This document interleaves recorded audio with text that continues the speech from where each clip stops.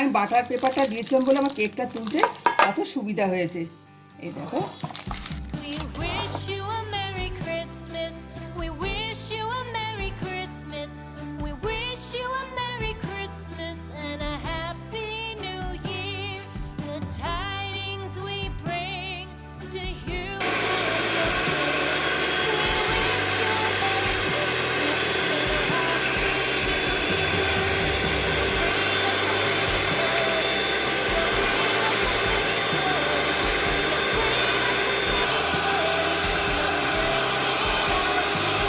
সবাইকে বড়দিনের শুভেচ্ছা, মেরি ক্রিসমাস সবাইকে।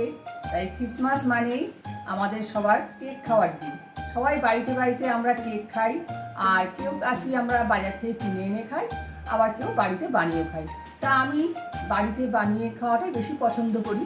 তা আমি আজকে একটা ওটিজিতে কেক বানিয়েছি, এই দেখো। তা আরেকটা কেক আমি তোমাদের বানিয়ে দেখাবো, সেটা যাদের বাড়িতে ওটিজি নেই তারা কিভাবে গ্যাসের মধ্যে বানাবে, তোমাদের সেই কেকটা আমি বানিয়ে দেখাচ্ছি।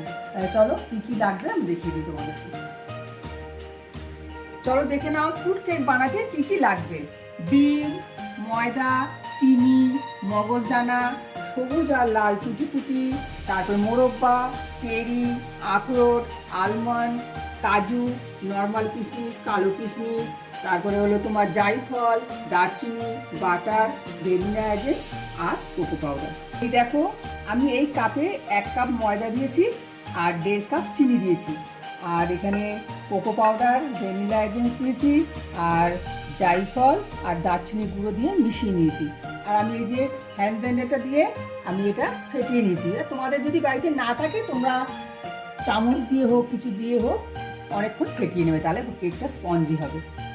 আর এই যে সমস্ত উপকরণগুলো আমার কাটা হয়ে গেছে, এগুলো আমি সব মিশিয়ে নেবো। 80% মেশাবো, 20% রেখে দেবো উপরে ছড়ানোর জন্য। এই দেখো, আমি থালাটার মধ্যে শুকনো ময়দা নিয়েছি। এই ময়দাটার মধ্যে আমি এই সমস্ত উপকরণগুলো সব মাখিয়ে নেবো। তাহলে কী বলতো, নালে সব তলায় চুবে যায়, তো ওই জন্য সব মাখিয়ে নিচ্ছি আমি এবার আস্তে আস্তে সমস্ত উপকরণগুলো।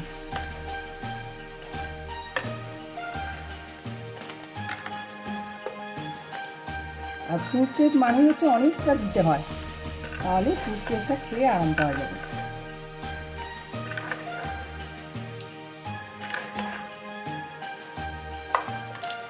আমি শুকনো ময়দার মধ্যে সব মাখিয়ে নিচ্ছি।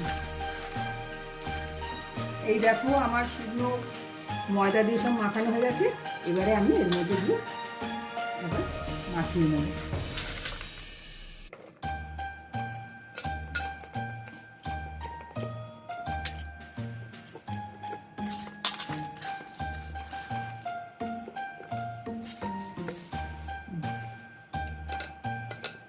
এবারে আমি যে পাত্রে কেকটা বানাবো সেই পাত্রের মধ্যে আমি বাটার লাগিয়ে নিয়েছি।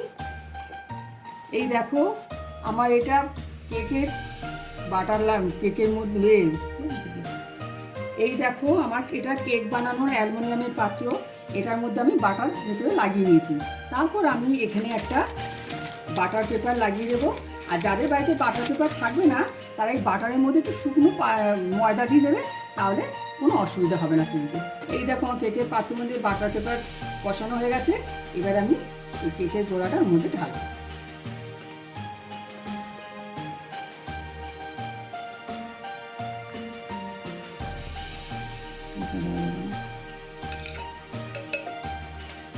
এই দেখো, আমার এই পাত্রটার মধ্যে আমি কেক বানাই, এটার ভেতরে আমি নুন দিয়ে দিয়েছি।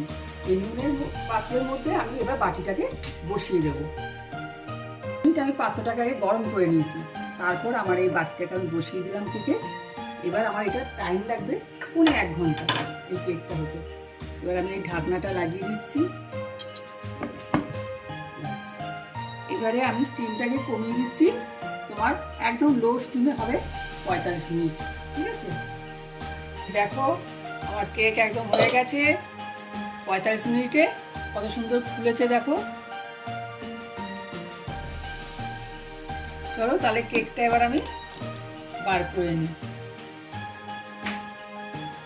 দেখো কত সুন্দর লাগছে কেকটা। এই দেখো, কেকটা আমার হয়ে গেছে। এবার কেকটা ঠান্ডাও হয়ে গেছে, এবার আমি সার্ভ করে নেব। আর তোমাদের সবার আমার রেসিপিটা কেমন লেগেছে আমাকে কমেন্ট করে জানিও, লাইক করো, শেয়ার করো, আমার চ্যানেলটাকে সাবস্ক্রাইব করো।